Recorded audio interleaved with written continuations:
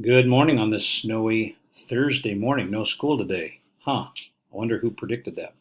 All right, so today we're going to be taking a look at um, some things on our coordinate plane and how do we look at these polygons and how can we also then find their perimeter and area. So I'm certain you remember how to plot points, but just to review, um, we certainly want to know that the x comes first, y comes second, and then x is that horizontal, and y is the vertical, the up and down, y to the sky. So just to be real clear on the coordinates here, we have we have 1x, 3y, so over 1, up 3, there's our point.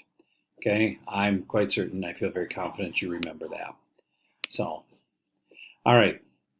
Here, what would be the next point that we would need to add that would complete our rectangle, and then what is the area of the rectangle? So this point would have to go right there, okay? And it would have to be at 7 and 6, okay? And then to find the area of the rectangle, we can certainly count, but we can also do some other things here. So I'm gonna come back to the area of the rectangle later, or just different rectangles. So here we go. Again, to find the length of these, what we want to do is we want to look at the different x or y.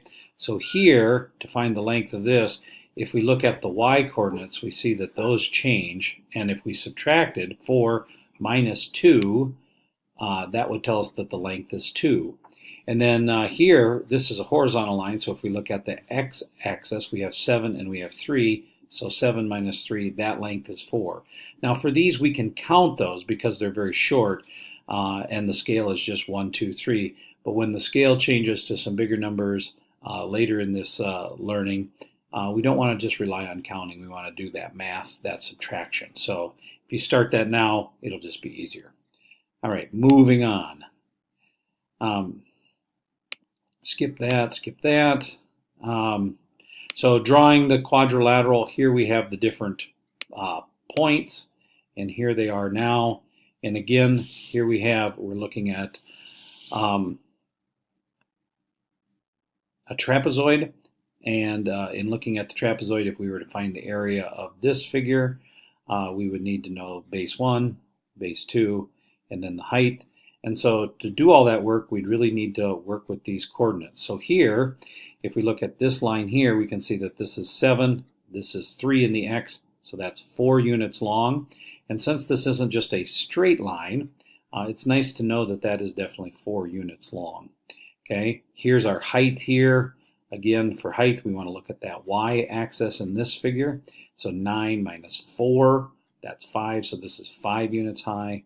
And then here, base sub 2, we're going to look at that x. So we have 8 here, and we have 2 here. So this is 6 units long. So 5 plus 6 times the height divided by 2. There's our area of our trapezoid. All right, let's move on. So let's take a look at actually doing this work here. So I'm going to run this for us.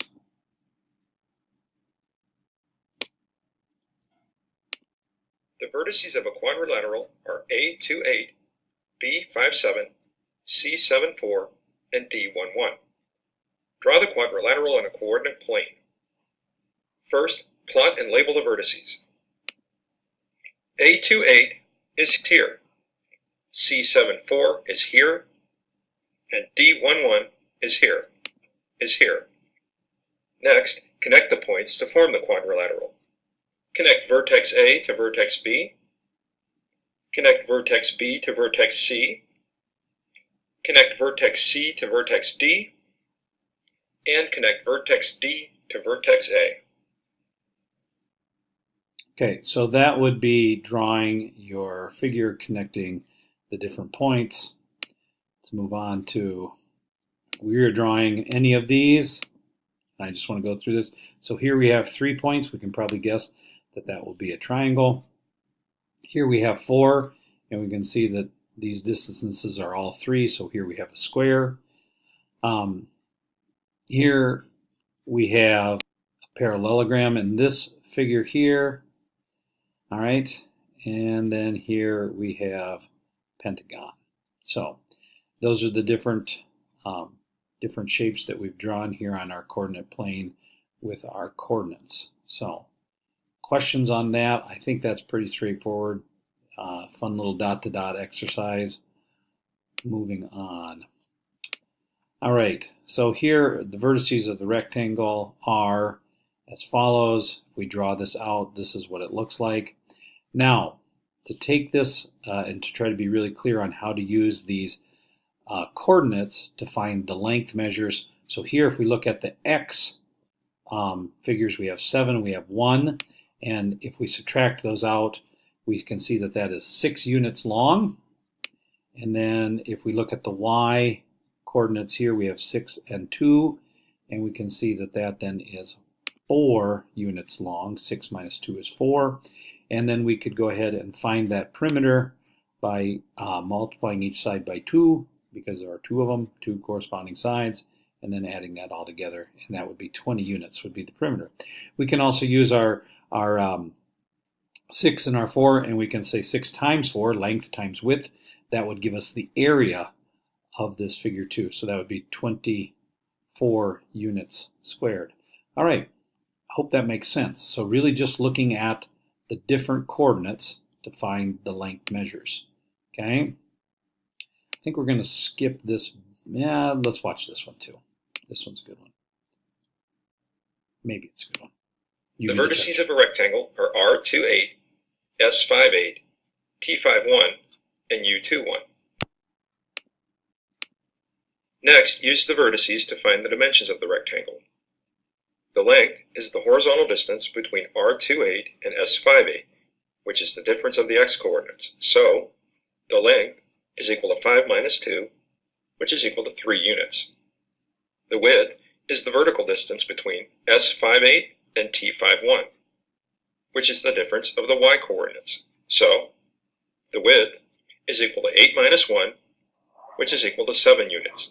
So, the perimeter of the rectangle is 2 times 3 plus 2 times 7, which is equal to 6 plus 14, which is equal to 20 units. So that's the exact kind of work that I want to see from you in any of these problems, homework, or any kind of test. All right, moving on. So now here is what I was talking about earlier, is where we're asked to find the area. This is the area of the giraffe exhibit at a zoo. And in finding this area, we've got to look now that our scale is a little different. So it's not just 1, 2, it's 10, 20. So now we're just moving by increments of 10. But as these units change, we just want to make sure that we're finding the right, using the right dimension. So here's where that subtracting is going to come into play to find. So to find our units, we need to do the following.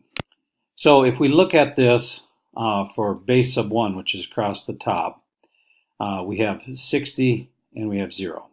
So here's our 60 out here. Here's our 0. 60 minus 0 gives us a length of 60. Imagine that. And then here for our base sub 2, we've got 100 and we've got 0. So again, 100 is the length there. And then our height, coming right up along the side here, is 90 minus 30. So 90 up here, 30 down here, it gives us 60. All right, I just want to make sure you're seeing how we're finding those coordinate and then subtracting them out to find the lengths. Okay, I hope that makes sense. And then here's our formula for area that we've used. And when we get all that done, when we do all the math here, we find that the area of the giraffe exhibit is 4,800 square feet.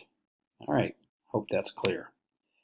All right, we're going to skip these next couple. Let's try this one on your own. So if you've just got a couple seconds, pause the video and draw this one out. Find the perimeter and the area. Make sure you do both.